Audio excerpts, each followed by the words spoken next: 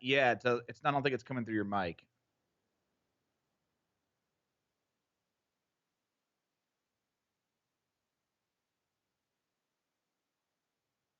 There it is. You're so bright. Like video lights. Damn. I just have this one here, but it's like way too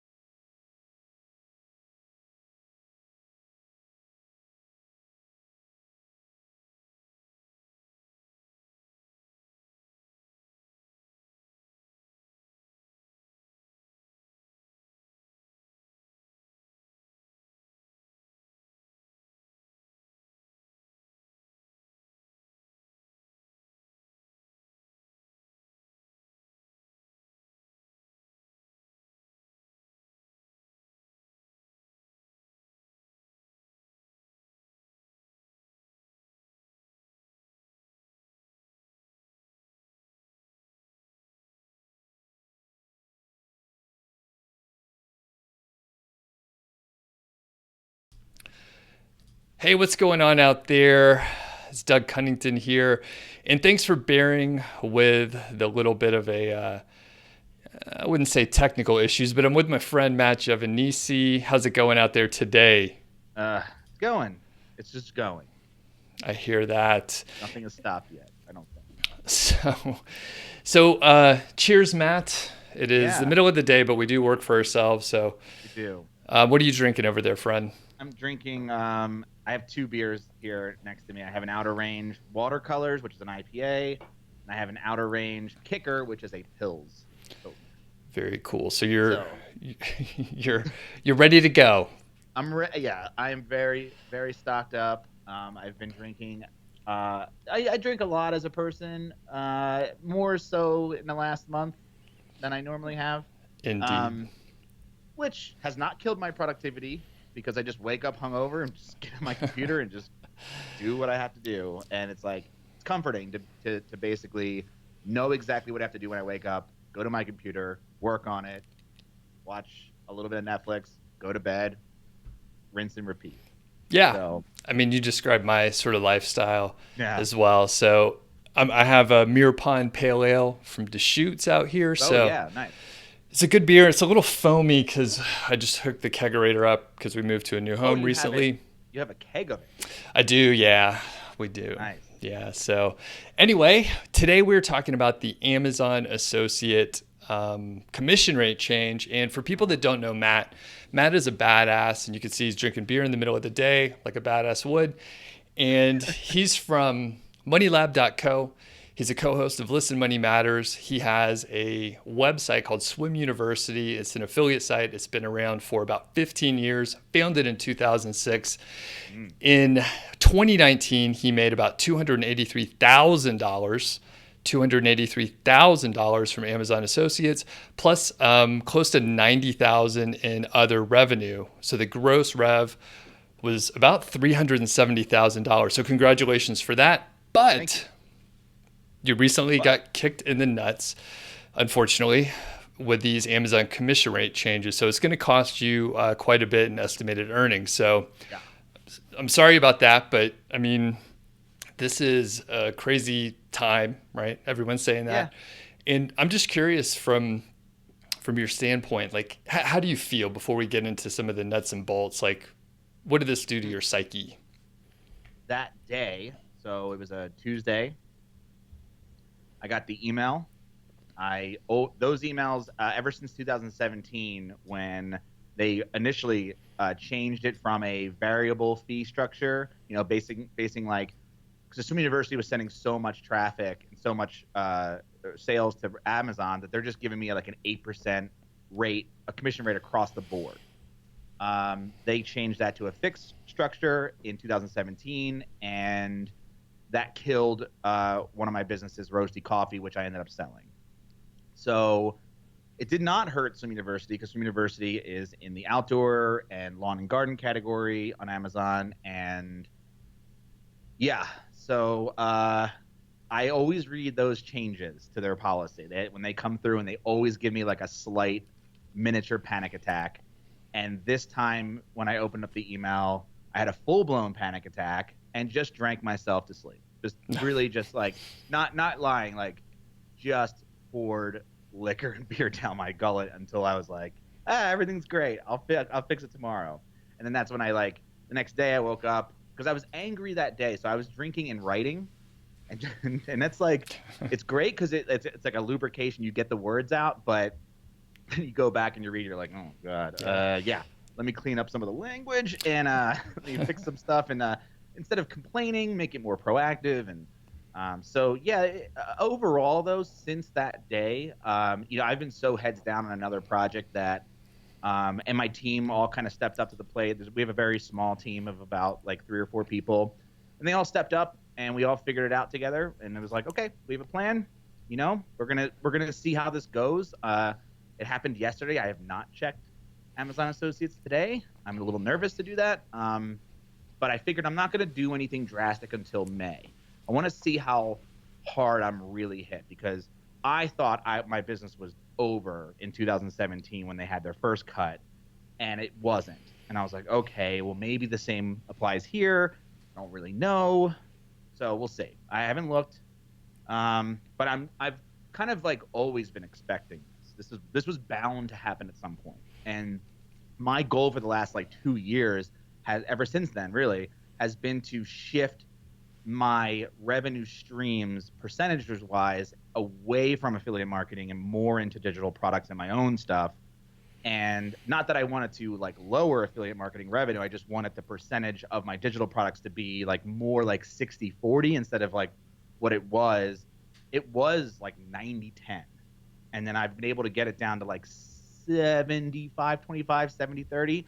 And I was like, it's still not enough. So yeah, and yeah, that's basically where I'm at. Cool. And I like what you said as far as like not reacting right away. There's some things that you could do when algorithm changes pop out. A lot of times, some people are quick to act, and it's really good to be calm. And you've been doing this for a long time, Matt. Like we said, this site's been around for 15 years.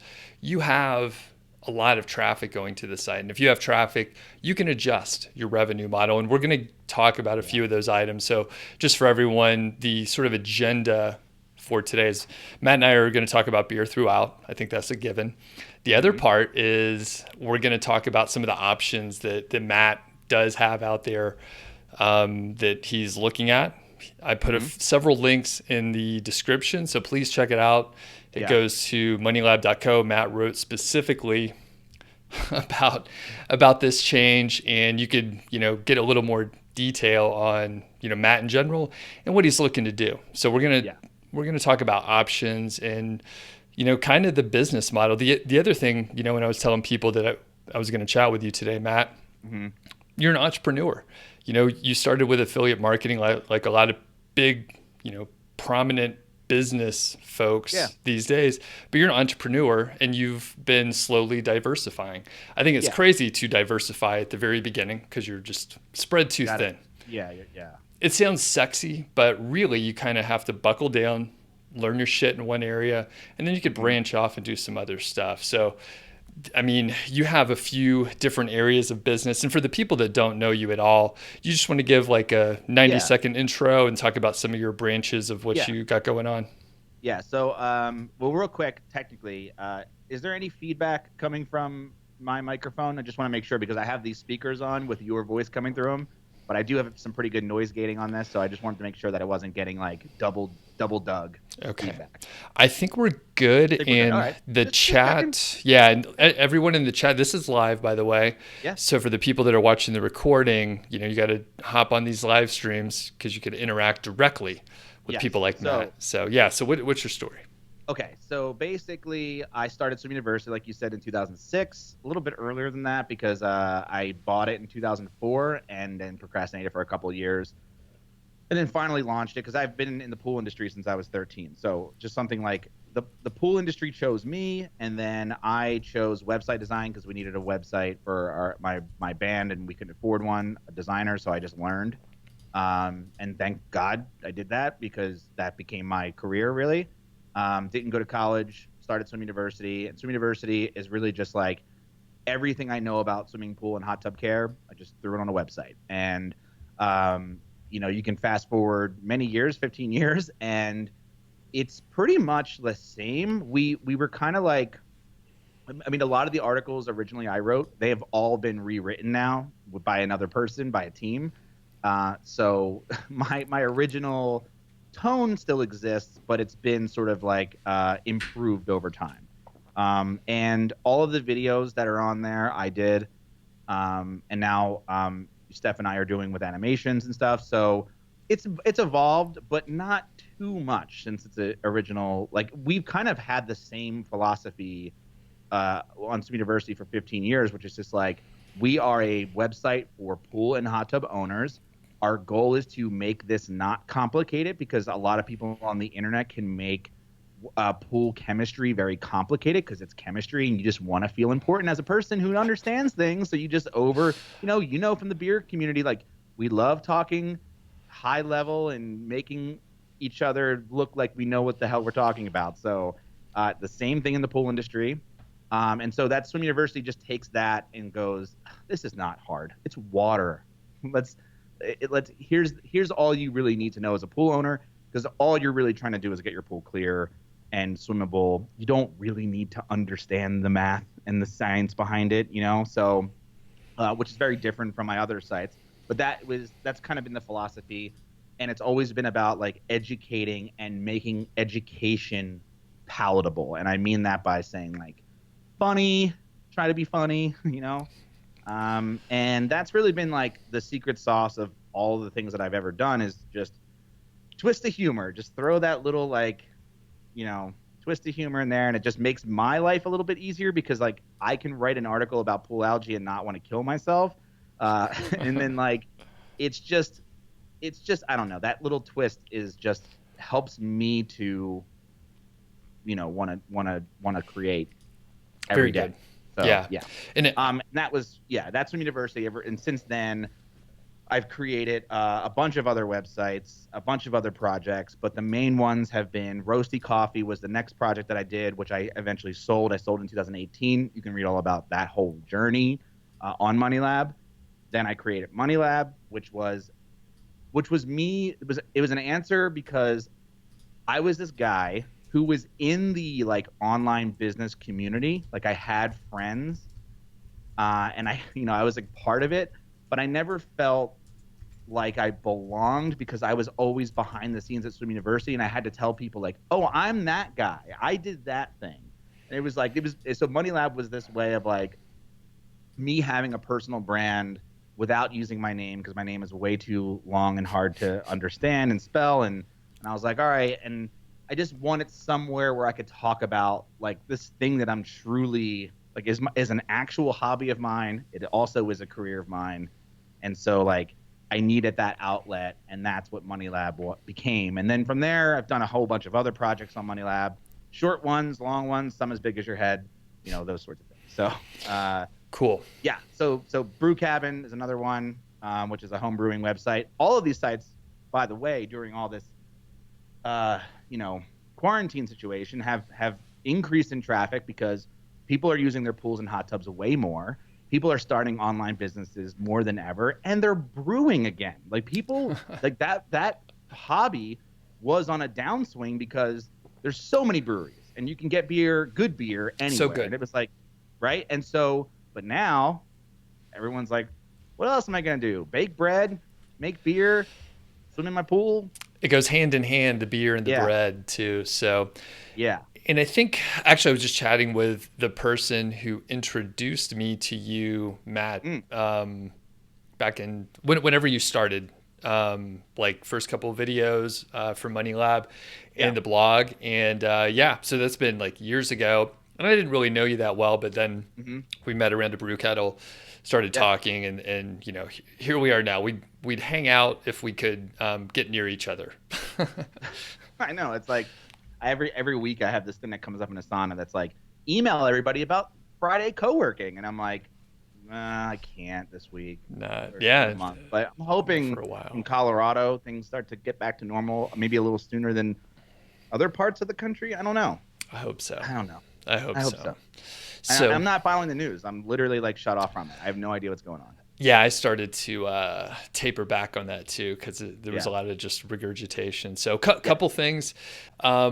In a second, Matt and I are going to talk about the options that he is going to, or the things that he is going to do, the options that are out there in general for all of us to do. And I want to remind folks that my friend Thais is out there in the chat.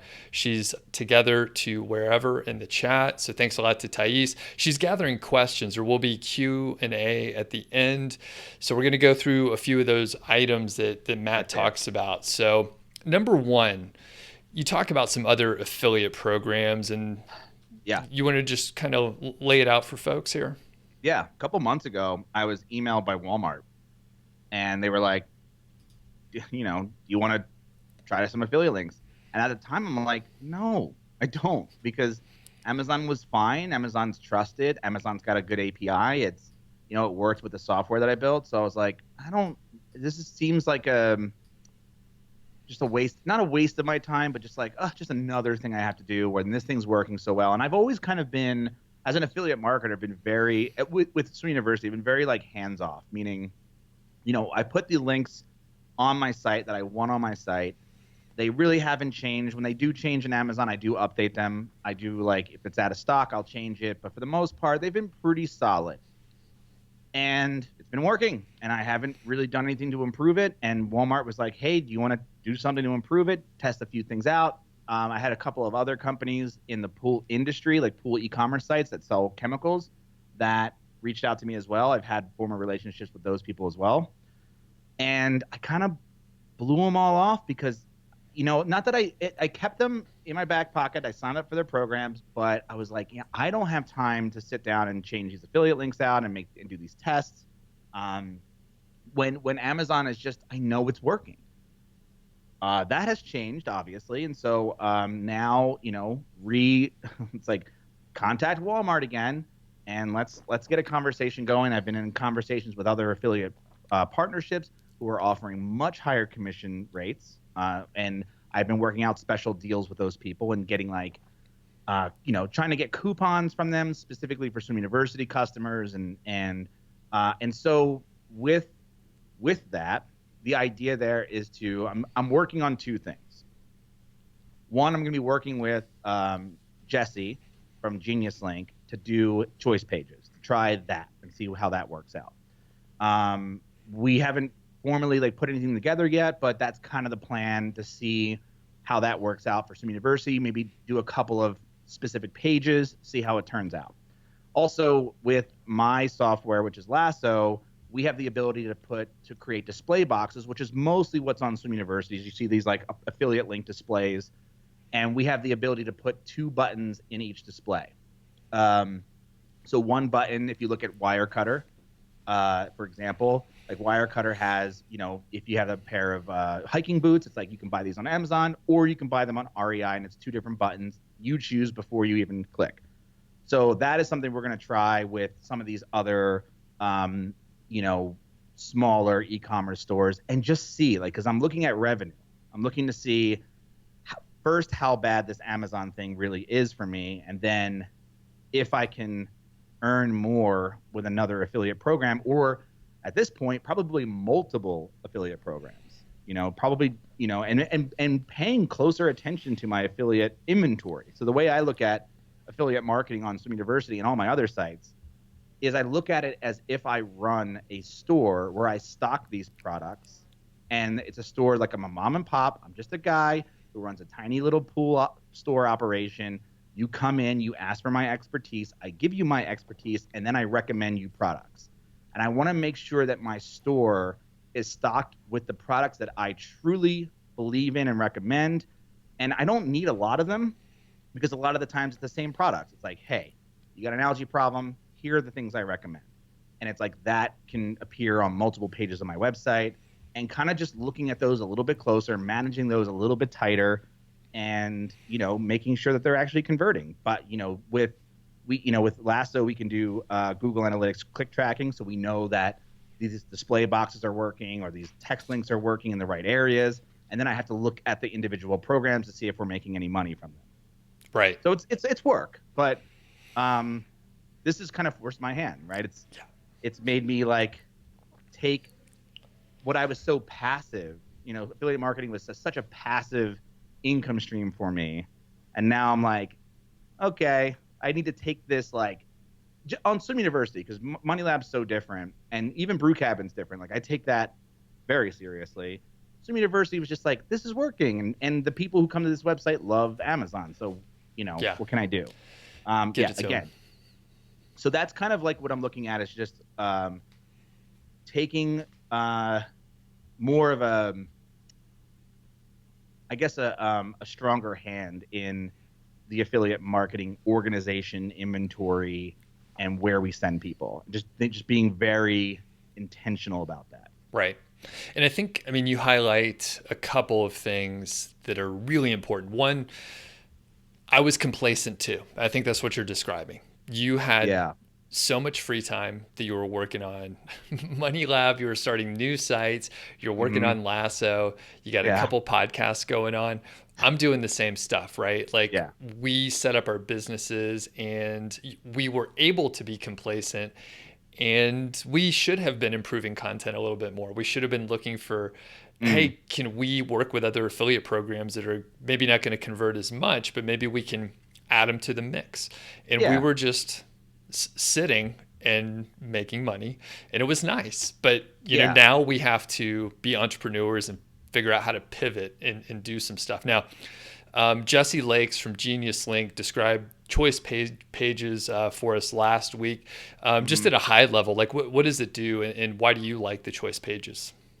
Um, it literally is what it is. It just gives you a choice on where you want to buy from. So if you click a link and there's the same product is at Walmart or Amazon, it's going to automatically create a page that will say, hey, where do you want to buy it from? This page, this site, or that site, and you just kind of click it and see.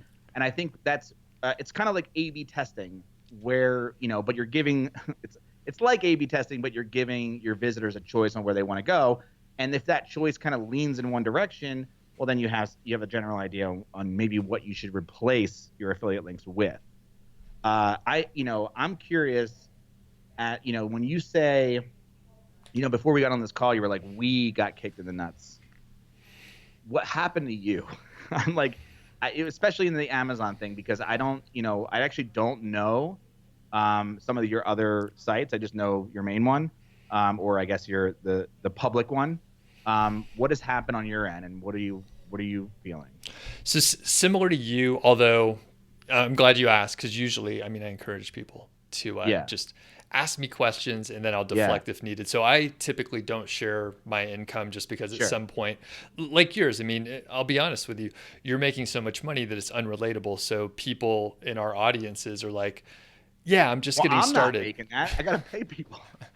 Yeah, I know, but yeah, exactly. Right, you're it's like big numbers, and people are like, well, that doesn't make sense.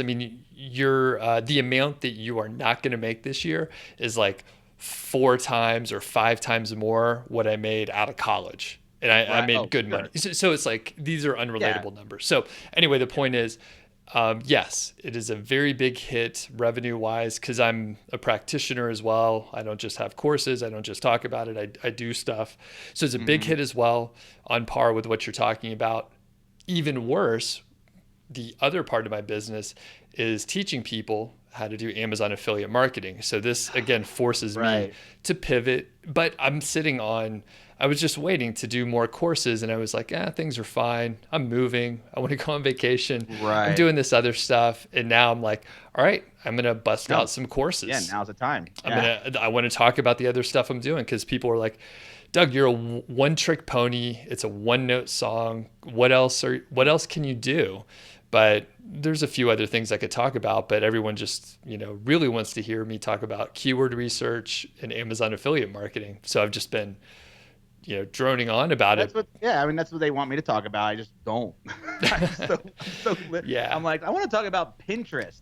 I'm trying out Pinterest. I want to do Facebook ads. I want to do build software. I want to do SaaS. I want to make a rap album. and then my friend calls them list burners, because it's like just I do whatever I want. And that was like the reason I started Money Lab, was so that I could explore all those different, I have a lot of interests. I'm sure it's like we have other interests, but for marketing purposes, it kind of like if you beat the same drum every single week, you get followers. Yep. Because I can point to I can categorize you as a person. I know what you're all about. Yeah. And I'm like, I'm kind of hard to pin down, but I like that. It just doesn't make for good marketing. The funny part is, like, we aligned. It's like affiliate marketers that brew beer. It's like, that's a weird combo, and we're both doing it. Well, I guess. Oh, you mean I thought you meant other people do that, because I'm like. No, it's just me and you. Then we live down the street, so that's really and weird. That is it because, so I think like the living down the street part is like, because Colorado's beer country, right? So. Yeah. Right? So it's not affiliate marketing country. It wasn't. Remember when Amazon wasn't? You couldn't use Amazon Associates in Colorado. Oh, that's right. When I first moved here in 2015, no, we couldn't do it. So I had to keep my business in New Jersey, And then like within a month, after I moved here, they were like, "Yep, Colorado's now," and I'm like, "Oh, thank God, man!" Oh, wow. And I moved my business. Gotcha. Yeah, Interesting. Now, yeah, like jumping back to the choice pages and having multiple affiliate yeah. buttons. So there's Mhm. some debate out there, I guess it's heated debate. Some people are getting pretty upset about it, but Amazon states in their Yep, terms I of already reviewed it. service Yeah. that, you're not supposed to put other affiliate offers in on the same page where you're using assets like an image. So obviously, I think I know your stand, but what's your take on it? I mean, it spells it in black and white. And my friend Matt over at Ambalinks Pro, he's like, "Hey, it states Yeah. this. You got to be safe." So what do you think? Well, he's the guy. He's the guy, kind of like beating that drum, right? And I've gotten that email after I did my Amazon article. I got that email so many times to the point where I was just like, "But Wirecutter does it," and that was the end of my rant because I'm like, "Why can they do it? Yeah. Because Well, of the New York Times? Is it what why? And are they using different images? Like that's fine. Like use I can different take my niches. own images. Yeah. I'll buy something on Amazon, take a picture of it, put it up on my, I don't mind. And I'm going to interrupt you. So, as devil's advocate, so let's say, Yes. I mean, it's the Wirecutter, right? It's New York Times. They have their own rules, I suspect. This, by the way, this whole video, Matt and I are not associated with Amazon. This is for your pure entertainment purposes. Consult your own lawyer, blah blah blah. But Sure. I'm pretty sure big companies have their own affiliate manager, account manager, and perhaps different rules to play by. So, what would you say to that? Unfair. Unfair. Okay. I would just say that. I mean, there's nothing. Look, I have to change. I have to adapt. Yep. And if it means that Amazon takes me off their program, okay. I hopefully have two other alternative places to link to. The thing is like Amazon is not the only affiliate program in town. Yes, it's the biggest. Yes, it's the most trustworthy. But now it's not the best. It hasn't been the best for a while. And I would argue that like, yeah, it used to be very passive. You throw something like, and I assume this is the way it works. I don't really use it, but like something like skim links where it just like auto links all your shit for you. Um, can't do that anymore. You got to be more intentional. And I think like this is just a turning point for bad affiliate marketers to turn into good affiliate marketers. And good affiliate marketers give a shit. They treat their recommendations like gold, and they should, because I'm not going to recommend. I mean, I'm a pretty bad. I mean, as far as affiliate marketing goes, like I'm a bad affiliate marketer in the sense that like I don't like I will refuse to put stuff on my website that I don't like. You know how many people reached You say out. it. Yeah, okay. Do you know how many people reached out to me and were like, "Hey, now that Amazon's kind of screwing everybody, like you should join our affiliate program." And I'm like, "I don't know who you are. I've never used your product before." Or I'm like, "I don't like your product. I would never do that." But how many people that in our space promote Bluehost as it's not good. Like it's not a good hosting company. I've used it. I used HostGator. They're all the same people. I'm going to promote something that's a harder sell. I use WP Engine personally. I dig it. Is it the best? I don't know. But right now it's working for me. And I recommend it because that's what I'm using. And it's a harder sell. It's really, because it's like $35 a month instead of $1 a month. But my commission rate's the same. It's like $200 if I get somebody to convert, which is nice. I don't get many people converting, but because it's a high priced product and you kind of have to be at a certain level to, switch to something like that.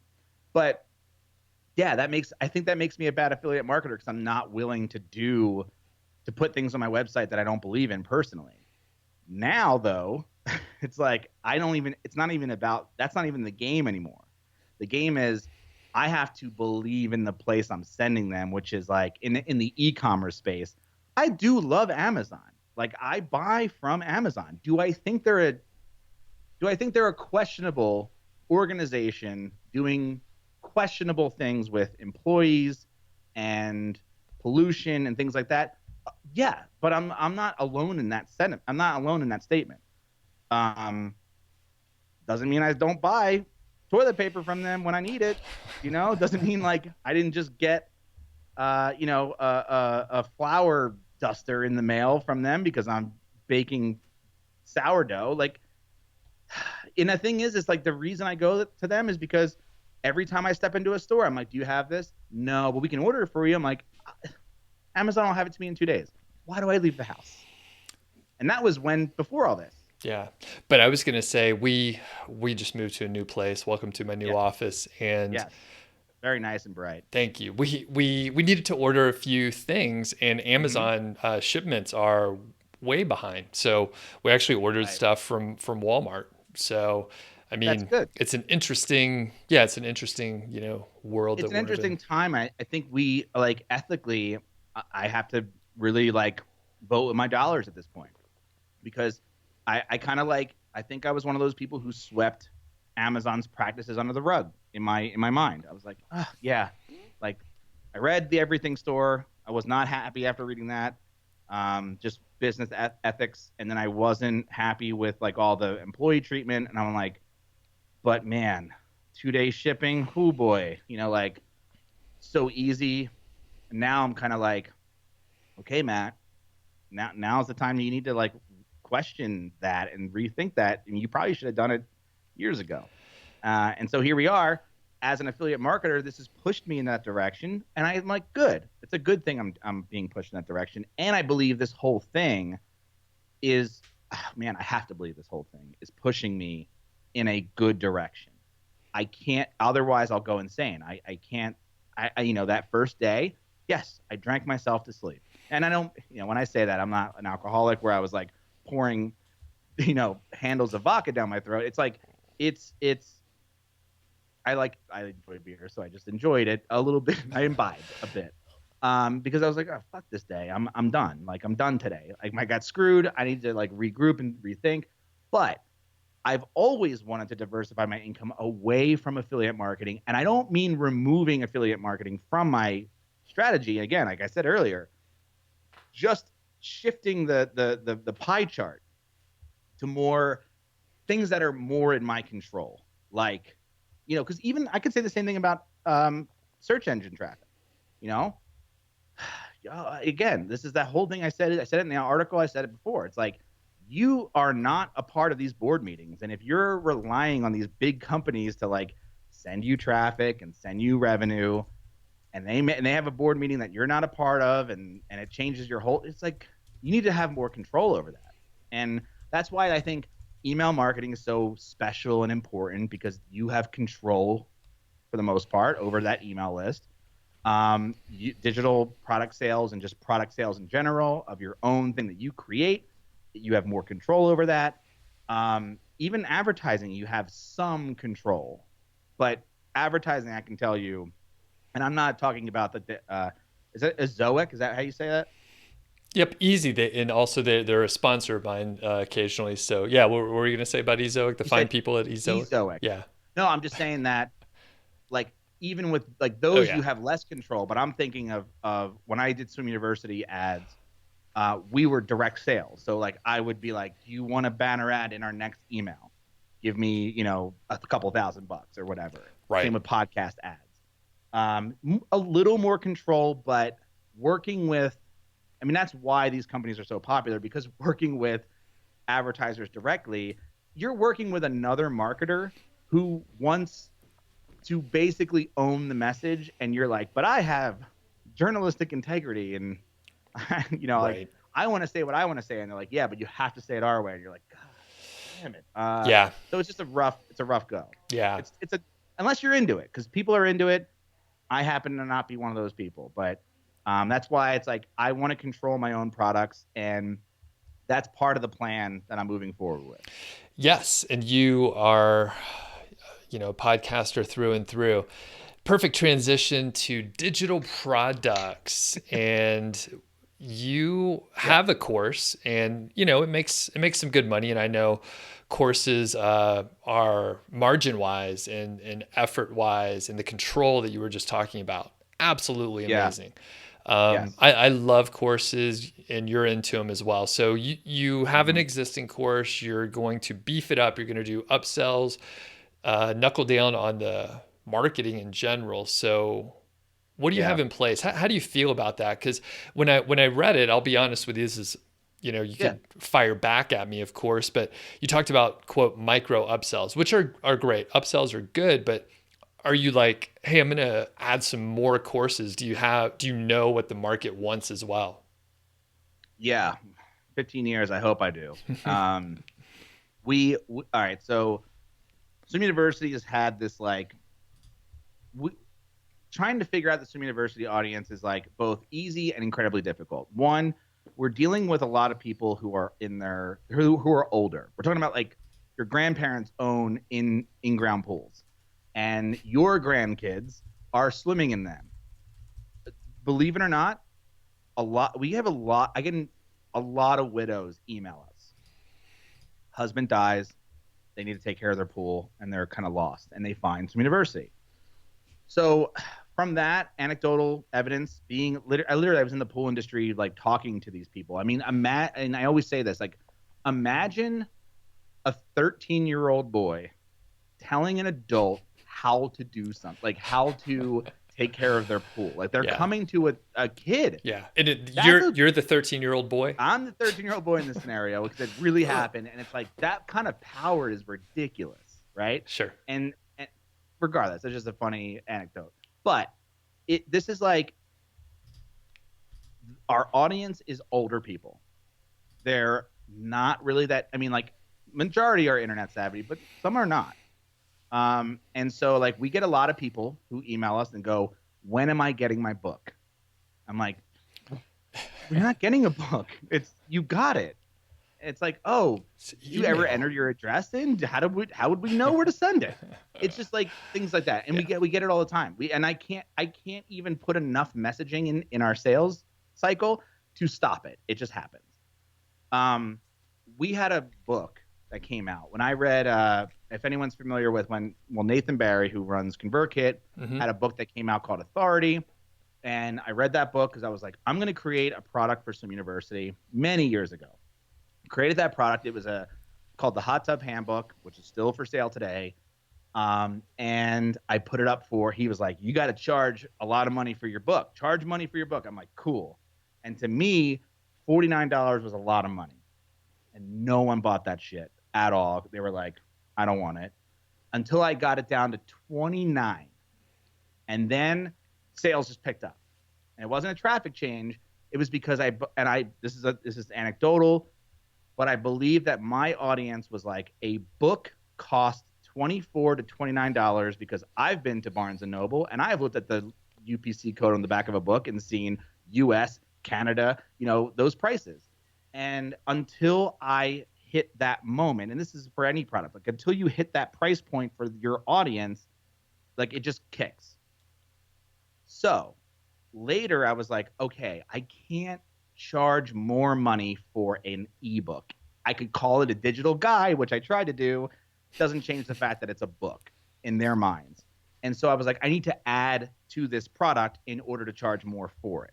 And so this is when I added the video course to it as an upsell, and then later combine them into one product. So the video course and the ebook are now $49. Why 49 and not 100? You, I, I have not tried this, but charging a lot of money to teach people how to clean is a tough sell. So it's not like I'm teaching them how to make money. I'm not teaching them how to lose weight. I'm not teaching them how to have better sex. I'm teaching them how to clean a pool. It is just the most unsexy. It's like how much would you pay for the art of tidying it up or whatever, Marie Kondo's book? How much would you pay for a course by Marie Kondo? Like probably not thousands of dollars, I would imagine. Maybe her consulting service, that's different. But I just think it's tough. So the idea here is that I created the Pool Care Handbook and Video course. It's literally an entire course on pool maintenance, which is what my entire website's about, but it's video and it's like stuff that you're not going to get on the website. And so I'm like, well, is there anything bigger than that? Is there a higher tier? And I think as soon as I started thinking about that, it's like, yeah, but that's going to require a lot of work. And so I don't have that kind of time right now with Amazon giving me only 7 days to fix this revenue issue.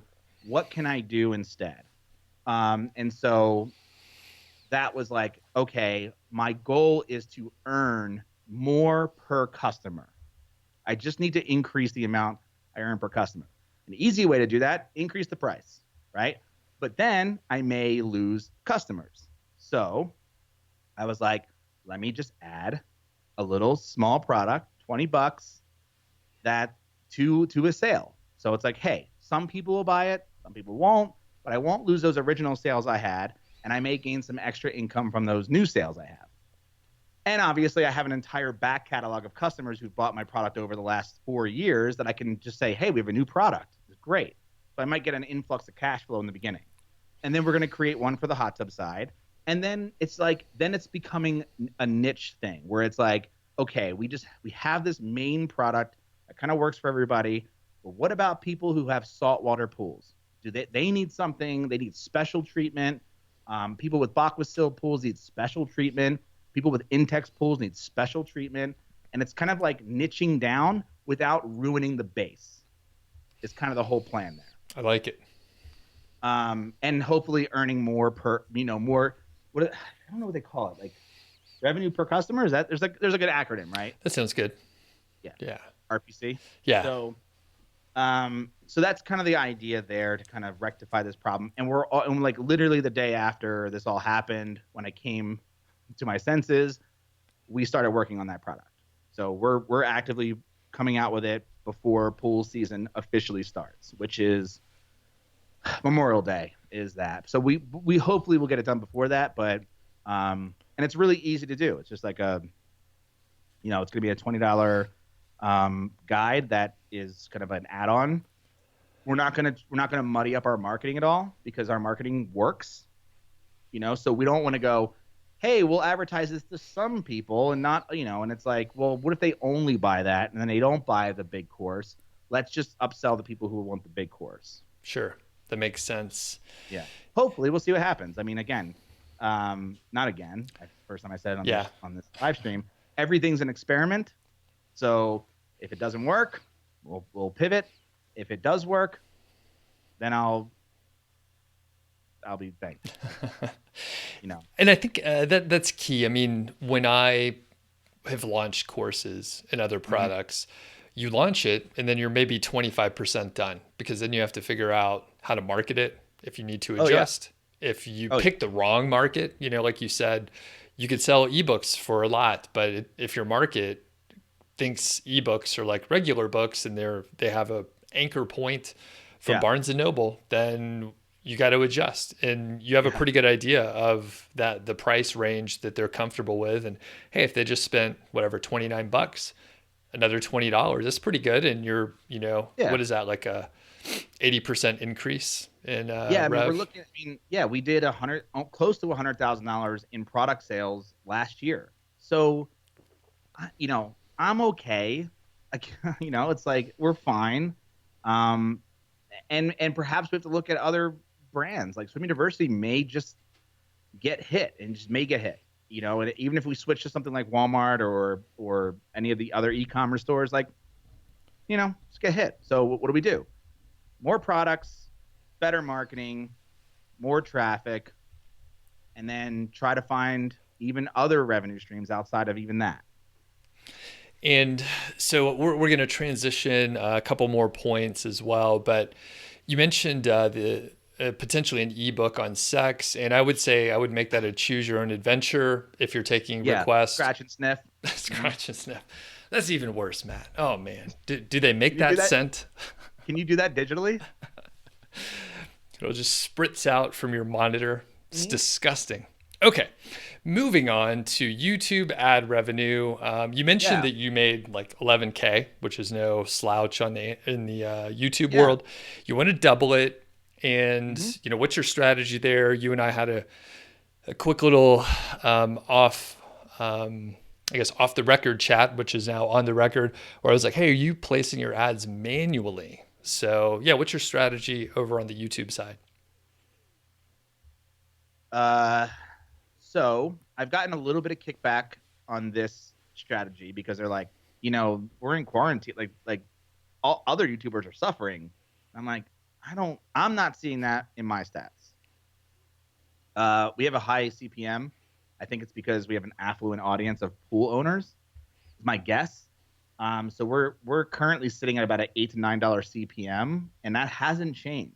So I'm not sure what's going on there, but you know, we don't. That's not the only revenue stream. So that is like, yes, that's ads. That's like the whole, AdSense partner, YouTube monetization partnership, where we're just literally clicking check boxes. Monetize this video? Yes. We don't curse in our videos. Our videos are very educational. They are high in search. So it's like, it just does well for us. And there's so many more like pool search terms that we could go after that we haven't yet. And so that's kind of like what we're doing. We're just literally producing videos every week, trying to do even more than that to just get search traffic from YouTube. And obviously we get traffic from embedding those YouTube videos on our website, because our website gets a ton of traffic. To be for context in that, we're roughly at about 500,000 visitors a month, unique visitors. Now that's more in the summertime than it is in the wintertime. So in the summer, in June, we're getting like 1.2 to 1.5 million, and in January we get like 250,000. So averaging it out to 500. So with that, we're thinking, okay, well, that's a lot of people watching videos that probably don't have YouTube Red or YouTube Premium now, and they're watching the ads, and they're probably somewhat relevant because they're not getting Ty Lopez ads. They're getting like, home and garden ads probably. So that's kind of the move there, is just to kind of create more videos. It's like the only way. But on top of that, every single one of our videos, in the description and in the video itself, we're promoting our products, giving out coupon codes, and we're tracking that. YouTube descriptions have a 3% conversion rate on sales. What? That's the description. That's so crazy, because in the internet marketing world, I do a lot of videos, and it's pretty tough to get someone to click off of YouTube because there's so many awesome other videos popping up over there. Again, Wow. different audience. Like Yeah. I don't think my audience is our YouTube like consumers. Like when I want to relax for the day, I will get on my phone, I will go on YouTube, and I will just lay in bed and I'm going to go YouTube for a while. Just like I'm not going to Netflix and chill. It's the same thing. I don't think my parents do that. They might find a video and they may like go down a little rabbit hole, but they're probably like on a website learning about pool care. They're like, oh, cool, a video. Don't even give a shit that it's YouTube or not. Or they Google something in my YouTube thing. 'Cause that's the other thing too, is like, you create more videos. Videos are appearing higher in the search results than posts. And it's my fucking face. It's just me going like, buy clear your pool algae. And it's like, click my face, buy my product. So I think just in general, like, I just recently did 2 experiments. One experiment was, I'm going to try to tackle Pinterest and see if Pinterest is a viable marketing strategy for Swim University, which it does get. It's the 3rd highest traffic source for us. Does do well. It's kind of like, I feel like it's maxed out a bit. The second thing is, I did a podcast, and that failed horribly. I did it, so I learned. And it's like, okay, well, where are we gonna double down outside of like, it's gonna be YouTube. What happened with the podcast? I mean, you host one of the more popular podcast. Yeah. I mean, you're an excellent podcaster. So what happened with the swim? Microphone. Yeah, what happened? I don't think people care to listen to pool care audio. I just don't think they care. Okay, that's fair. I mean, there's another guy out there who's got a pretty big YouTube channel. I think he's like 60,000 subscribers. I think he's the biggest pool YouTuber, and every other video he creates is a podcast. So he does it video, and then it becomes a podcast, an audio version. He's got ratings. I don't know. I haven't talked to him. I don't know I don't know him personally, so I don't know if he is making any money from the audio side of things, but I'm sure he's doing well with YouTube. I mean, with 60,000 subscribers, that's not, in that industry, it's not bad. Yeah. We're sitting at 30,000 subscribers, and we do pretty well. We did, like, yeah, you said 11,000. This month, we're going to do like 1,500 in ad sales. It's like, okay, that's a revenue stream to me, for sure. So I'm like, video just seems like it's always something I've always wanted to do, and now's the time to just kind of double down on it, because it's just like, who knows? Yeah, that's certainly one of them. Very good. So yeah. All right. Just a quick reminder in the chat, we are logging the questions, so we're going to hit some of those in a few minutes. And Matt, you have a tool out there, a new product, or sort of a retooled product, and some people may not know anything about Lasso, but I mean, to tie it back to what we were talking about before is just the ability to put different affiliate offers on the same page. And I'm going to prep you, Matt. I'm going to have you share your screen if you're up for it, so if you want to get ready, and while I'm buying time for Matt, I did hear, I know some people at Amazon, and there was like word on the street that Carol Baskin was maybe in the room when the decision was made for the commission rate change. Did you watch Tiger King? Yeah, I know that there could have been a lot of threats from her, like quiet laughing threats. I know she's very she hides it well. Hey, look, if you're gonna feed some of the Amazon executives to tigers, I can see why they'd change the commission rate. I would be scared too. All right. I did watch Tiger King. Oh God, I hated that show. I hate that show. I almost gave up, because like 5 minutes in, I'm like, fuck these people and fuck this animal cruelty. I can't do it. And then people were like, oh, you got to give it more episodes. And I'm like, okay. And I did, because why not? Still hate it. It was an interesting show, but I don't know, unsubstantiated claims. And Matt, tell us about Lasso. And you can share your screen, and it should pass over here. Okay. So this is the thing I've been working on we've been working on this for like a year and a half, but more recently, in December, I was like, can I redesign it? Can I retool it from the ground up? Because not that there was anything wrong with it, but I'm like, I have a vision. I want to see something different. And Andrew's like my business partner who helped me, who basically helped me build it, is like, yeah, let's give it a shot. New logo, new interface, all that stuff. And we just quietly launched it on Monday, and we just launched another update today, because I knew I was coming on this, and if I mentioned it, it's like we want to make sure that we're So I've been literally like, that's all I've been doing, and like it's so ironic that this whole Amazon thing came while I was in the middle of this, and I'm like, come on, I'm in the middle of this whole thing, and like now I got to switch gears temporarily, but like my team picked up the slack, helped me out, so I can continue to work on this, and we can continue to get it out, and it's almost perfect timing, because it's like we launched this thing. So I have to remember how to share my screen with here we go. You know what? You told me to get ready, and I was like, yeah, it's fine. I know how to share my screen. That's cool. So I can't. I love live video. It's always the best for technical issues. So you won't be able to share it very easily? Nope, because it'll have to stop Skype. Oh, because I have to give permission to fucking Apple to share my screen. That's all right. We could do. Great. I'm so glad I'm prepared. I'm so glad I can't show anybody this awesome thing that I've been working on for 6 months of my life.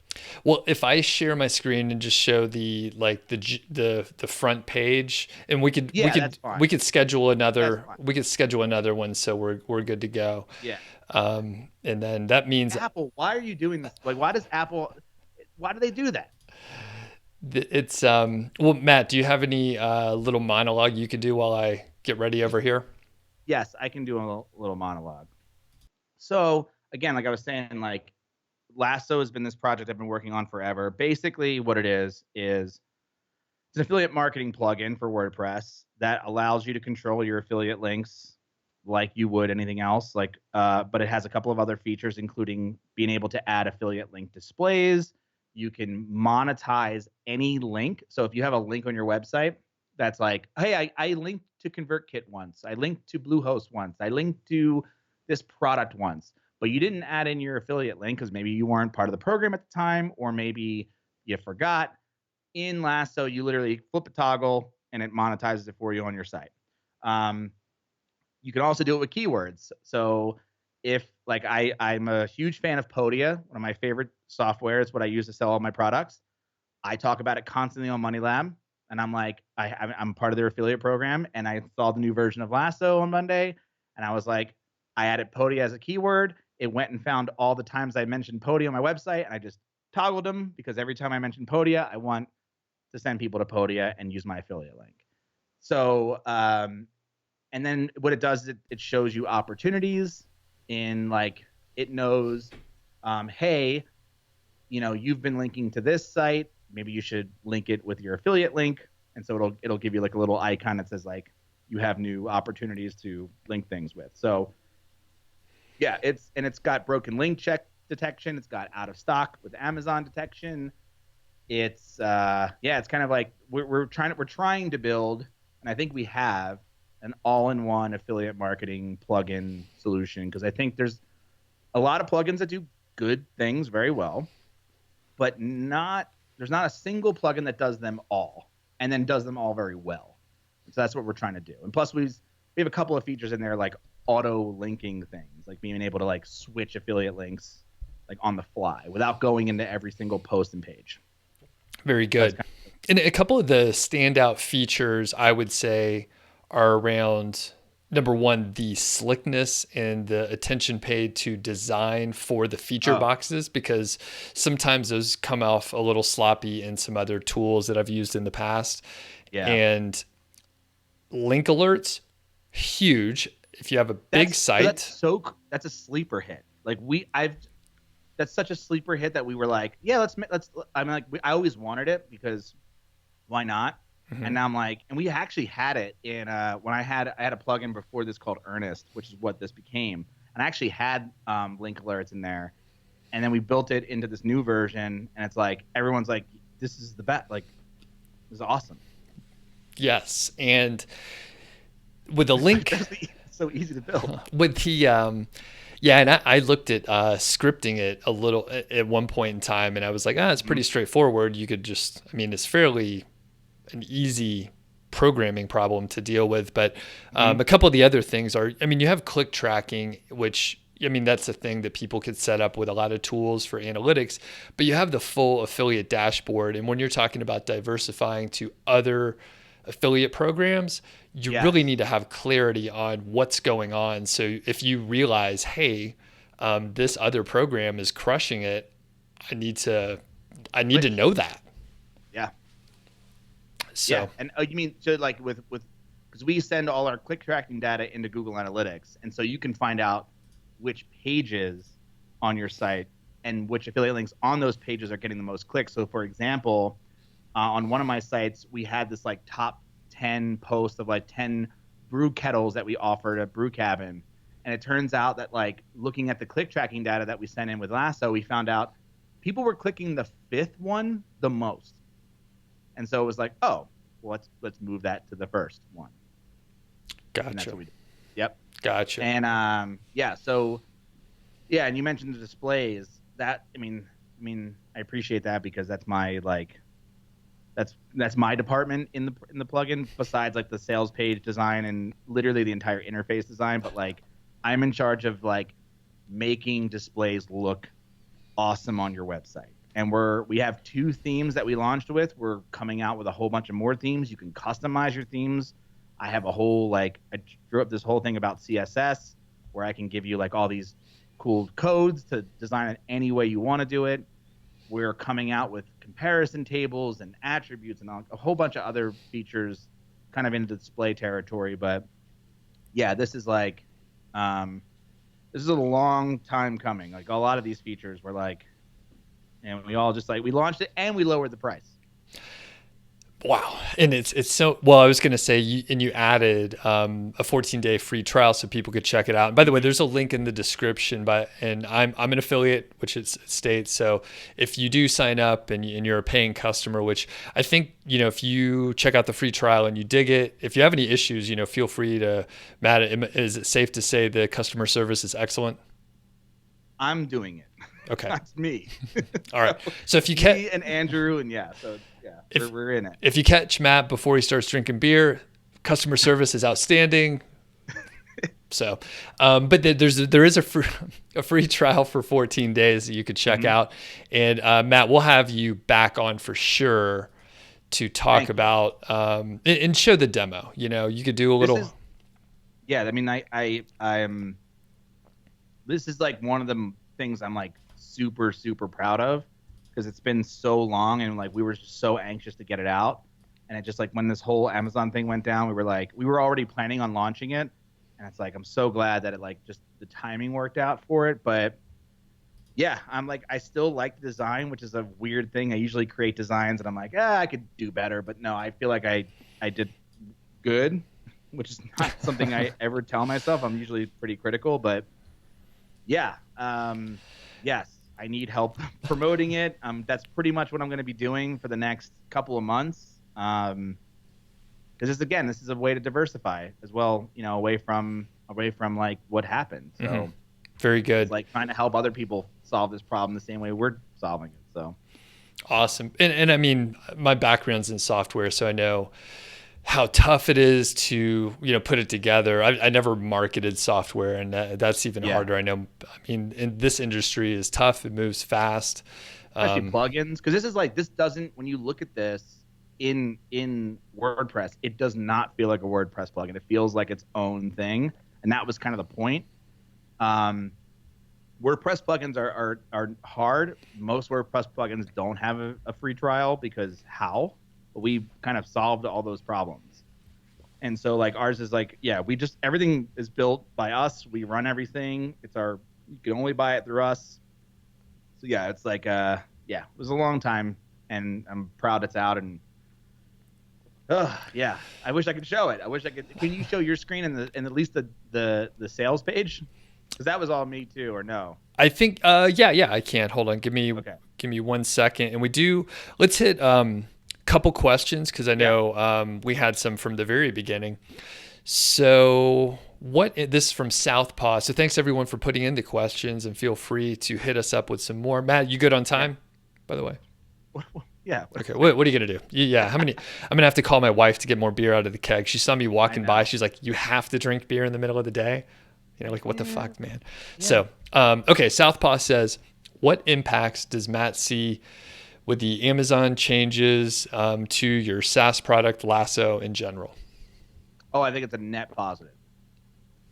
Yeah. I mean, we have Amazon integration. Works really well. But I don't think people use it, but I think a lot of people are going to be shifting away. And because of that, if you're adding Amazon links manually or using a plugin that only does Amazon, you're going to have to switch to something like this so that in the future you can flip links whenever you want. And I think this is going to be a thing, like affiliate programs are going to come and go, and you're going to need to be able to like shift inventory very quickly. And I think this plugin and this software is more important than ever. And I'm not even being a salesperson. That's just, I'm like, thank God I have this. And thank God all of my links on Swim University are using Lasso, because I don't have to go into every single post and update it. I can just do it from one spot and A/B test. It's amazing. Yeah. And the thing is, even if people, because I still believe, because of the market share that Amazon has, most likely for most people, Amazon is going to be a bigger earner. Yeah, they have 38% market share, and Walmart is number 2 at about 5%. So It's 7x. Now you got a Still gonna be huge there, long yeah. tail out there to work with, but I mean, for most people side hustling, people getting started, which, as you know, Matt, most people haven't started yet. So there's a much bigger market for beginners than there is for And advanced that, people. hence the reason we lowered the price, because we thought we wanted to be for high-end affiliate marketers like ourselves. There's just not that many of us. So and the best time to start with Lasso, I mean, we have we're able to do like imports, but right now it's like the best time to start is like you start a website, you start building links with Lasso, all your links are locked in with Lasso, and so you can just switch and add, and that's the best time to do it, is build your inventory early. But we even have the ability to it wasn't out in this most recent push, but the next push that we do, you'll be able to import from other links, other affiliate plugins in, so that you can just test it and then say, if you want to do it, cool, hit the button and all your links get imported over. Kick ass. Yeah. Next question from Bob, that's R7 Eagle. This one's sort of more about your content. So what's the average length of your articles if you just had to throw a number on it? 1,900. Nice. So in that sweet spot that we always hear about. Yeah. Not because I read it, but because it depends. I want to say this, because if an article about getting rid of pool foam takes 5 seconds to tell you about, then that's how many words it's going to take. We're not going to stretch it out. We want to, and here's the reason why, is because Google is trying to give answers, and they're trying to give short answers, and then we're also trying to give short answers. So yeah. So yeah, I give a similar example, by the way, where what's the boiling point of water in Boulder? It's whatever, 208 or something like that. So yeah, something like that. Yeah. Nobody wants to hear a hours. paragraph about, or like 1,000 words about like wow, when I was a young boy, the boiling temperature was only 212. That's all recipe sites. Yes, exactly. I'm like, just give me the recipe, man. Just give me the recipe. All right, little kudos. Paul took 2 courses on Money Lab, says it's good content. Thank you. All right, what about ads? Oh, what's that?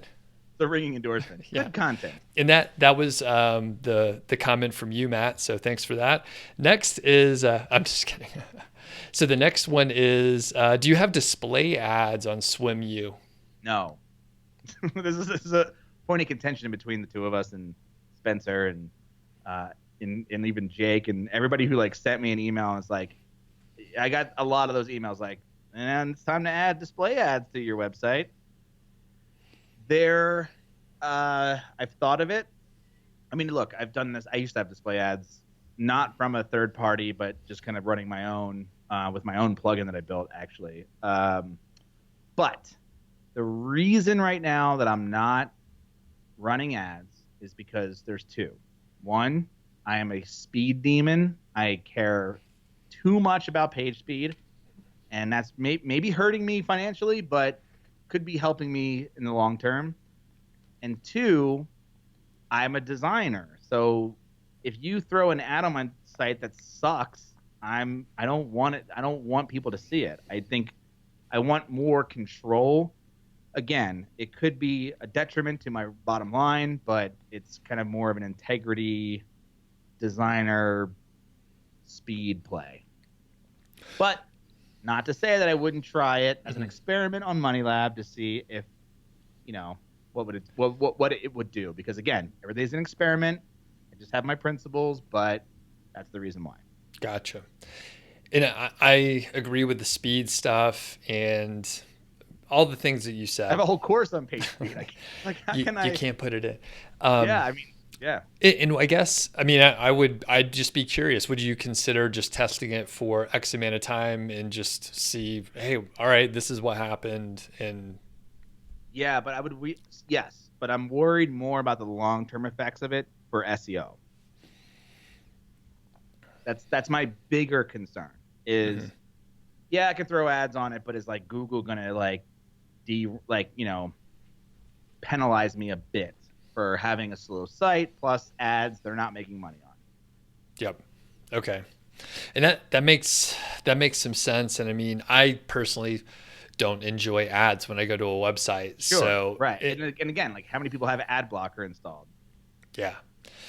And I mean, we are also we're in a position of luxury, right? We could say, Yeah. you know what, I don't like the aesthetics of this, and it's not going to keep you from brewing beer every week, for example. No, but let me draw a comparison. I hate pop-ups for email. I've made that very clear. I have an entire website called moneylab.co/email. You can read it. It's tongue in cheek, but I hate it. So as a user, if I hate it, why would I subject that to others? And I'm a person with ad blocker installed in their Chrome browser. So I feel hypocritical as a person. So it's more of like, I think it's an ethical thing. I understand that it makes more money, but it's the same thing. I get a lot of people who say to me, dude, start your own e-commerce website, buy these products from China, start sending, drop ship, whatever. I'm like, that's not what I do. It's not my business. My business is media company. Yep. You're not going to see Wirecutter doing that anytime soon. Yep. Hey, that's a good point. Because I mean, I've heard the drop shipping argument too, which I mean, totally valid, but there's other overhead associated with it. And people like you and I want to do YouTube videos or podcasts or blog and talk about what we're doing instead of like, all right, hey, I'm going to hire, because we could hire customer service. We could hire managers. Yeah, we could do that. But then, we don't want to. I want to make digital products. I don't want to make physical products. I don't know what the fuck I'm doing with with physical products. That said, would it be a cool Money Lab experiment to make like one physical product? Yes, it'd be very cool. I may do it in the future, but it would never turn into my full business model. It would be more of a like, are you going to make a rap album every year? No, I did it once. I might do it again, but that's pretty much it. Maybe a remix or like the what do they call it? Remastered in 2020. Remastered, yeah, a whole box set with one album. I want the outtakes. Where's the demo cuts? I want the deep cuts. In that album, there was no demo cuts. Well, it was all everything you heard was the demo.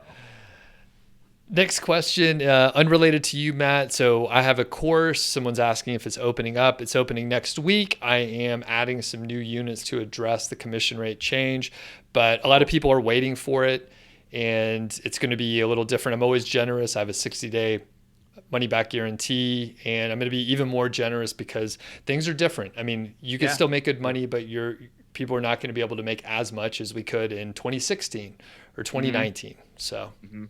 So stand by, coming out next week. Cool. And someone says, if I get Lasso now, how do I integrate with my website that already has hundreds of posts? Is it possible? So how does someone start using Lasso on their site that already has a ton of links? Well, it actually scans your entire website and collects all those links. And when it does, you can take all those links and you can flip a toggle and you can turn it into a Lasso link. If it's Amazon, you literally flip a toggle and it turns it into an actual Lasso link with that Amazon ID. So even if you have Amazon products that are not monetized, like maybe you just flip a toggle and it becomes part of Lasso. So it actually doesn't matter. We control. I don't want to say that we control. It's all on your server. But basically, if you have a site with hundreds of posts, we create an inventory of all of your affiliate links that you can basically either flip a toggle and turn it into an affiliate link or not an affiliate link. And you can even see there's 3 reports. So there's domain reports. So you can see, this is my favorite feature personally, but basically there's a domain report that says, hey, you've linked to this website 18 times. What if they have an affiliate program? You go sign up for their affiliate program, you create the Lasso link, and then you go to that domain and you just toggle it over to that thing. And you're done. There's a content report, so you can see all of your links, both internal, external, and Lasso links by your content. So you can see a post, you can click into that post, and you can see, oh, here are all the links on that page. And if you want to toggle an external link over into an affiliate link, you can do that. And then it has a total unmonetized link report. So every single link on your website that has not been monetized, you can flip a toggle and monetize it. Okay. So yeah, posts doesn't matter. You already have affiliate links. In about, I want to say next week, if you, let's say you have like a plugin like Pretty Links, and that's what you're using to manage all your affiliate links, you'll be able to do two things. One, you'll be able to either toggle over one link at a time to just test out Lasso, make sure it's cool. You can revert those links and put it back into Pretty Links, or you can do a big bulk. I want to import all my links from Pretty Links over into Lasso and then delete Pretty Links and then use Lasso instead. Perfect. This is, it sounds like it's easy to start using. Yeah. Okay. It's like instant. Cool. And is it good for one site or all your sites? So that's licensing. So it's $19 per website, and you can control all of that in your dashboard. So if you want to install it on a new site, you have to activate it on your account page, and it's an additional $19 a month or $190 a year, which is 2 months free. Cool. So we make sure that we don't want we don't want you to install it on another site and then all of a sudden your bill's like, whoa, I forgot, I didn't see how many sites. So we kind of build in a fail safe to no, you have to, the first site, yeah, because you're signing up for it. Then every other site after that, you have to agree that you want that site to be, that you want to pay for that site extra. So it's $19 a month per site. Cool. And very, very approachable, because I know initially the pricing was more premium, but I'm glad to see it's a lower rate so people can hop on and start using and testing it out. Yeah, and the trial too is important because we want people to use it and we want them to see that toggling, because that toggling is even for me, I've been building it for so long, and then I added it to some university and I'm just the amount of times that I've used the word algicide and did not link that word, and it's just I can just toggle, and all of a sudden I've added way more affiliate links to my website that people can click. That's just it was just it was a big moment for me. Sure. The person who actually built it, but who also runs an affiliate site, it was oh shit, this is dope. It's pretty nice. Yeah, it's nice. Robert Cole asks, I have 2 sites in outdoor and sports area, and the sites are starting to click. Are you saying Lasso will change my manual links to Walmart, Target, Home Depot? Yeah. If you want, if you want them to. Okay. You have control. So it won't automatically do it the way it's not like a JavaScript file. There's no JavaScript, so it won't automatically just turn all your links. You have to literally agree that you want that link turned into it, because the reason we built that is because integrity affiliate marketers were yeah, I have way too many links to this one product on this one page. I don't want that many. I want to pick and choose. And what's cool is in Lasso, you see a link, right? And you're well, where does, you can see where it appears, but then you can click a button. You can see the entire paragraph in which it appears in. So you can see the context around that link before you click a toggle and monetize it. So same thing for keywords. If you monetize, I monetize the Podia keyword, and it's well, I don't want my H2 tags to be monetized. That's silly. So I can look and see if it's an H2 or if it's somewhere in a good paragraph, and I haven't linked to it 17 times in that one post, and I'm cool, toggle, it's linked. I never had to go into that post to create that link manually. Got it. Very cool. And as far as the feature boxes, if you had multiple buttons, you'd have to place those manually, right? So each link, you can create a primary target URL, which is your main affiliate link, and then you can create a secondary URL with its own text. So you can create your primary URL with its own button text, and you can create a secondary URL with its own button text. So the reason we built it this way is because if you have like a display for Podium as an example, and maybe this is like not relatable, but the first button is like sign up for a free trial. The second button is read our review. So the second button can go to like an internal link. It can go to another website. It can go wherever you want it to go. Very good. And quick note, since there's a ton of questions coming in, and I was going to tell Thais, you're doing awesome out there. I scheduled a certain amount of time. Nice. If you got a jet, Thais, that is cool. If you could stick around, that's great. Thank you for helping out. Everyone give a shout out in the chat to Thais for making it go smooth. I know managing chats is very difficult. Oh my gosh. Yeah. I could barely get Skype to pull up and have us both live streaming. This is amazing, by the way. Right. But yeah, to manage the chat, I would have been just falling down and drinking beer. I mean, come on. Next question from Feed is asking about animated videos. Do you hire a designer? What software do you use? What do you do for the videos? I make them. Oh, which animated videos? I'm assuming the ones from Swim University, perhaps the ones from our former Lasso page. I will tell you both. The ones for Swim University, we use ScreenFlow, actually. Mm-hmm. If you're familiar with like screencasting, you can actually animate PNGs and different graphic files. So we create all the graphic files, we build the scene, and then we reanimate the scene with a voiceover. So that's how we're doing it for Swim University. And for like anything else that I do for like my intros and stuff, I use After Effects. So I can do like just different, like more complex things that you can't do in ScreenFlow. ScreenFlow, you can really just take elements and move them into place, and text and all that stuff. And for like more complex, like true animation, I use After Effects. Cool. And I use ScreenFlow myself. My friend Alex Cooper from WP Eagle in the chat loves ScreenFlow too. Yeah, it's for Macs, and it's just it's awesome. So I use it today. Made a whole video today. Jamie Penny says, how many page views should you have for most affiliate programs? That's a tough question because I know one thing.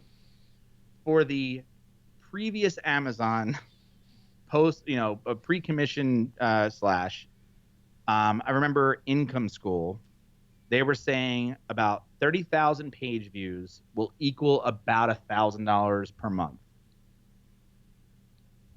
That has probably changed, but that was the only thing I remembered as like a rule of thumb kind of thing. Sure. And so, and that has been true across 3 of my websites. I don't know if that changes or not, but I'm sure it will. It'll be more like $700 or $800 per 30,000 page views. Yeah. I don't know if that's helpful or not, but yeah. And I would say my observations are pretty close to the same. I usually scale it down because it takes people to get a little longer to 30,000 page views. So typically I would describe it roughly the same, but just lower dollar amounts, but the same equation. And by the way, that is the most generalized because different price points, all that stuff. Yeah. So, and Jamie, I would say once you have enough content on your site, say 10 to 20 posts, go ahead and apply. There's no harm in applying. And no, I mean, go for it. Money Lab only gets like 3,000 visitors a month, and it probably makes close to $1,000 in affiliate revenue. Well, we're sending a bunch more people there, buddy. So it's going to be going up. You got to split it with me. It's like the hardest site to market. There's no SEO. It's just all word of mouth. John Moore asks, can you use different affiliate IDs with Lasso and you have a different tag for each post is what John says. Depending on what you're referring to, if you're referring to Amazon, you would use the same tracking ID for all of Lasso, but then you would send click tracking data into Google Analytics so that you could break it down by page.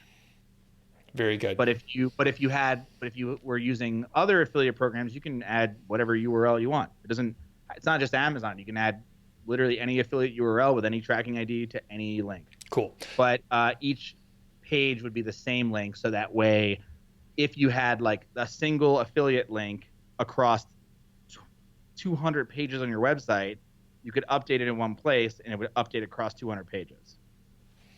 Got it.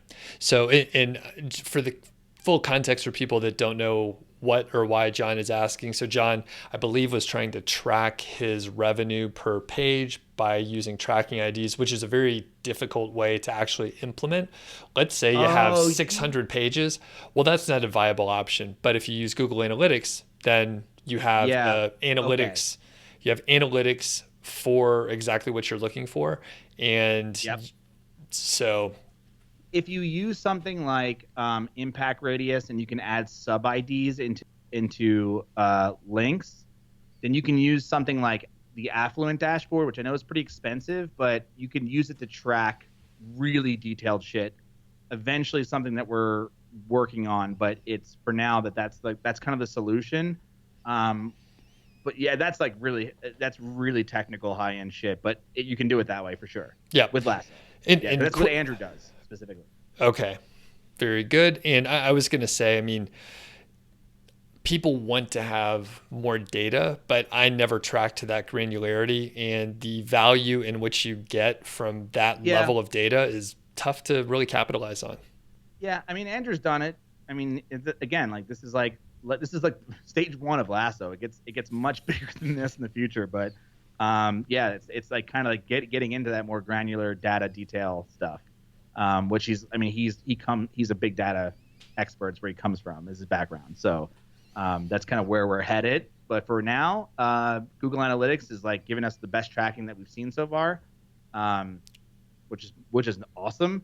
But then you can use something like Affluent, which is a dashboard for sub ID tracking with specific affiliate programs. Amazon is not one of them. Amazon's really one of the hardest ones, and now that they got rid of the content insights, really difficult, because you could have done it with content insights with some spreadsheet crossover stuff, which we have done in the past.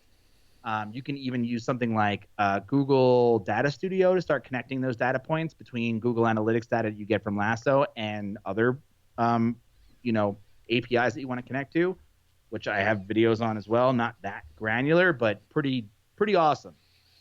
Cool. Next question from Matt Plale. Oh. Launch a new site quickly that is ugly with missing content and not that great writing, or take 6 months and launch something good. What do you think, Matt? I would say everything but the ugly part. There's so many themes out there, one of them being mine, where you can launch a very clean, very fast, very neatly designed, very professional looking website very, very quickly. And I would say spend almost 5% of your time putting the technical stuff together and 95% of the time writing. Just writing. And videos if you can, but writing. Yes. Word.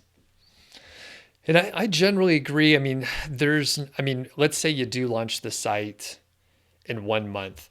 Well, what do you do with the other 5 months? I mean, what are you doing there? Keep writing, keep making. You got to keep going forever. 15 years and nonstop, every twice a week, 3 times a week. And I would say launch quick and then iterate. So Matt launched Lasso pretty quick, and I know there were some other moving parts, but you had an idea, you do it, and then you adapt from there. So yeah, I mean, the original version of Lasso was called Earnest, and that was done in 40 days. You can read about it on Money Lab. And then it was like iterate, test, talk to your customers, beat it up, find out, learn new things, change, have a million conversations about pricing, and then settle on something. Yeah. Well, and then the pricing thing is just, I mean, you pick a point, you launch it, you see what happens, and then you adjust from there. I mean, it's all iteration, because whatever your guess is, it is 100% wrong. Like, yeah. Yep. So everything is an experiment. That's just like motto I live by with pretty much everything. Oh, and I see Matt actually asked a complete question. I just ignored it. Thais even put it in here for us. So you fix incrementally or take the 6 months to launch a complete site. Sites are never complete. So launch in 1 month, iterate, and constantly improve. That's the name of the game. Yep. Justin says, Matt, if you're starting out on a new site, at what point does it make sense to start with Lasso in terms of the amount of content? I mean, I think, like I said earlier, I think this is like we're building the thing that I wish I had when I started every one of my sites, but I didn't. I had to do everything manually with a spreadsheet. And then you get like a crappy plugin, and then you get another crappy plugin to do something you can't do. And then by the time you're done, you have like 7 plugins that all do different things, plus a spreadsheet. Um, I'd say if you can afford it, and I would argue too, like part of the like Lasso's main primary objective is to earn you more money by adding more affiliate links to your website that you're not going to do manually, and by creating display boxes that get people to actually click on your affiliate links because you give them more information. That is the point of Lasso. So to make back $19 a month should not be that difficult. In fact, that's the kind of like we thought that for when we were charging $49 a month for it. We're like, this is the point of this. It's like paradox, right? Because the point of it is to help you earn more, but at the same time, it costs more. And you're like, well, what? Chicken before the egg kind of situation. Mm-hmm. I feel the same way about SEO tools, where it's like, it's $100 a month for something like Ahrefs, and you're like, yeah, but that is what gets you there. That's what gets you to a professional level. So if you did it early and that was where you spent your money, yeah, that's kind of how I feel about it. So yes, I say start, and if you start earlier, you have less shit to import and fix and things. And I would say, two answers. So, Matt, I generally agree with a lot of what you said. I think, once you have enough content, say 10 to 20 posts, like I mentioned before. Yeah. Oh, yeah. And I would potentially, if you wanted to wait, if your budget is limited, if you were just getting started, wait until you're getting, I would say, 15 to 20 visitors per day. Because at that point, I believe you're probably going to get some conversions and you will be able to pull that revenue in. Now, there's no harm if you have the budget to go ahead and put it in ahead of time. But if you're like, okay, I only have $20 a month that I could spend on this. I need to get some traffic in. So I know that, the revenue will come in. So yeah, because people are on a budget, so I know a lot of them are out there. Yep. Cool. Good question, Justin. Okay. Bob R7 Eagle says, if you have 2 affiliates, can Lasso search those 2 affiliates for the same product in both affiliates without you manually checking each affiliate for that one product? So I'm not sure I follow. So if you're searching for a product, can it find the same product in multiple affiliates? Not yet. Okay. So you would have to find it. We only have an API with Amazon in this version that's out today. Cool. Our goal is to have many more APIs added to Lasso so that you can do that kind of thing. Okay. Excellent. And just shout out to everybody in the crowd here. We were creeping up to like 140 people. We got 130 people like the Q&A. Just a few more here. It looks like we're ramping down. So Chunky Moose is asking for any advice for someone just starting out, launch their first site. Chunky Moose just enrolled in my course. So, follow the course, number one. And I would say just take action. Don't try to learn from too many people at once. Follow my course. Information diet. Yeah. One thing, follow one thing all the way through. I say that, you know what? I say this thing about pool care. You go where I grew up, there was a pool store every, mile on our like main street. And so I used to say, well, yeah, if you go to that pool store and you get information from them, then you come to us, like your pool is going to be green constantly because you're getting 2 conflicting different pieces of information because they're based on like chemistry, but different approaches. And so if you constantly go out there and try to learn, everyone thinks they're a fucking expert and they try to give you that thing.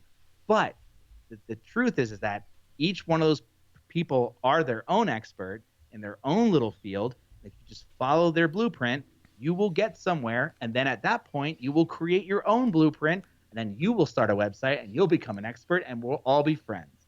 That's how this all works. That's the cycle of it. But I think if you try to soak in too much information and have all these different pieces, you think you're doing a good thing, but you're actually just clouding the entire process.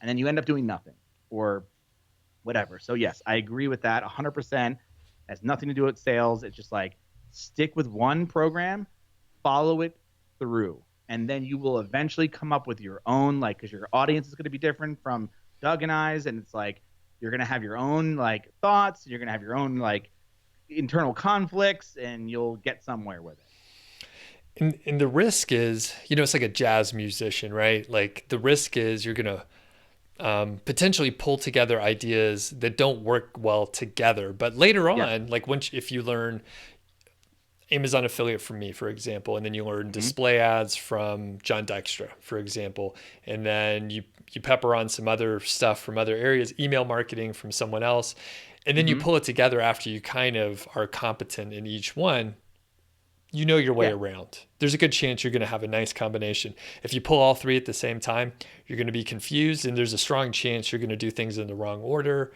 misguided, and you're going to think, none of it works. So, and you also got to do it for 15 years. Yeah, 15 years. It's a long-term strategy for sure. Next question. Saha says, is it still worth it to create smaller Amazon review sites to make $100 to $500 per month? So I'll take that first and send it to you, Matt. No, you take it. Okay. I'm 100% biased, and I try and be transparent with what I'm doing most of the time as much as I can, right? So I know sometimes I just talk and I don't give you all the disclaimers, but I sell a course. I talk about this stuff all the time. So I think, if your sites are, hey, I want to start an Amazon affiliate site as a side hustle, I think it's great.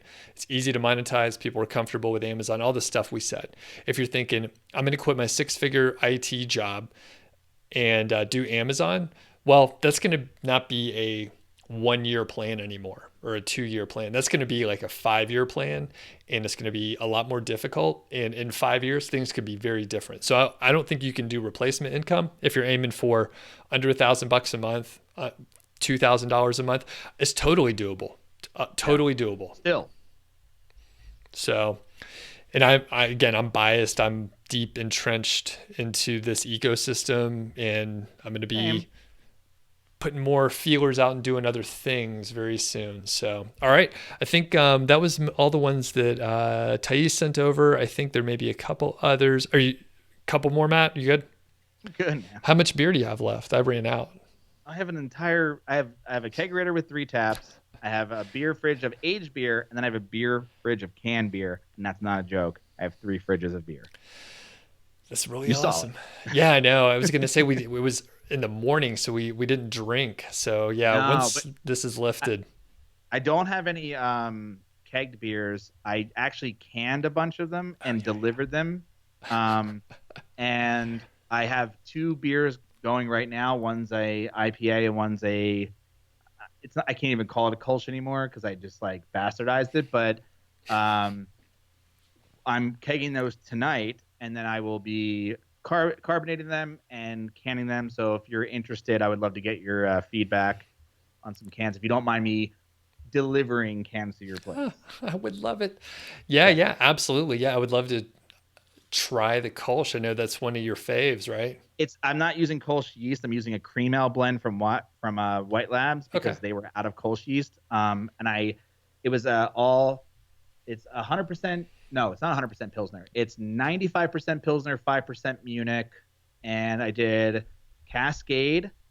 And then I drank it, and I was like, this is actually super clean, really good. Like, when I tested it, and then I was like, I'm going to dry hop it with a little more Cascade. So I dry hopped it kind of on a whim. So we'll see how it comes out. But it was clean. Yeah. Good. It sounds like a hoppy blonde ale, something like that. Yeah, probably closer to that. Yes, for sure.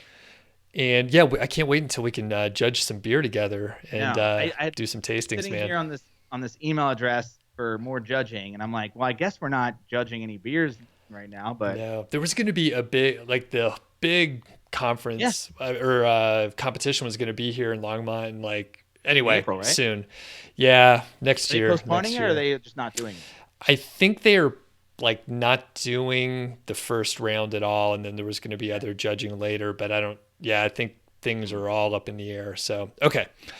Choosy Consumer says, if we would purchase Lasso today and improvements show up later, will we be grandfathered at $19 per month? Yeah. Okay. So you get all the updates. Awesome. Yeah. Very good. David Goldstein says, would you take an e-com site that is no longer selling and convert to an affiliate site? DA is decent. There's hundreds of backlinks. It's in the salon equipment and beauty supplies industry. I don't know. I mean, it sounds like you could pivot, right? I don't know. That's kind of out of my wheelhouse. It's like going from an e-commerce to like a content site. I would go for it. I think, make sure the backlinks are clean. And then, like we're saying before, everything's a test, give it a shot. I know taking an existing site with backlinks and a history is a fine way to, short circuit some of the process here. Yeah. All right. And I think we made it through. So Matt, you're an epic guest. I can't wait to have you back on. I can't wait until we could drink some beers. You could join me in the home office here, and we'll see how it goes. I got the kegerator, share some of my stuff as well. So any parting words for folks out there? I mean, no. I mean, we all know what's going on. Like, what can I say to make it any better? I can't. I can just say, now's the time. If you were ever thinking about doing anything, maybe this is an opportunity. I would look at this if you're in hopefully if you're watching this, you're not in dire straits. And if you were thinking about doing something, just now. Get into it. Yeah. Now. It's just like I've literally it's kind of how I'm keeping sanity, is just by going like this. Okay, when this is over, I want to come out like a fucking slingshot, just, and I'm just kind of like quietly working, here in my office, like just, obviously I have a fix that I have to make because of this Amazon thing. But other than that, like literally it's all of April has been Lasso, just like designing and building and tweaking and testing, and just like, it's a career. It's a straight up career. That's a lot of hours. I wouldn't trade it for literally anything else in the world. I never want to work for anybody ever again. This is a good life. But it has its ups and downs emotionally, but like physically you're good, right? Yeah. You still wrestle with shit because it's a little harder mentally, but I even say like I still wouldn't. I mean, I'd much rather go through that than anything else. Right on. And I think I'm just going to layer on top. I think you're right. Start now. Yeah. People that are crazy enough to start something right now, even if it's not the ideal thing. And by the way, it's never the ideal thing. You got to iterate on it. It's not going to be perfect. You're not going to launch the perfect product. So if you start now, if you're stubborn enough to do something now, like Matt and I are retooling, we're pivoting, we're doing stuff. Once this lifts up, we're going to be in fantastic shape because of all the work that we're putting in. A lot of people are asking about Lasso. There's a link in the description. I'm an affiliate. So if you enjoyed this, you can hook me up with the affiliate commission. Do check it out. 14-day free trial. It's nichesiteproject.com/Lasso. And check out, well, Matt, where can people find you? Got moneylab.co, Listen Money Matters. Go to moneylab.co. All right, sign up for this man's email list. He's hilarious, and he is one of the better writers, authentic. It sounds like he is drinking a beer and talking to you via email. Most of the time, that's true. Right on. Thanks, everyone. Hit that like button. See you, Matt. Thank you.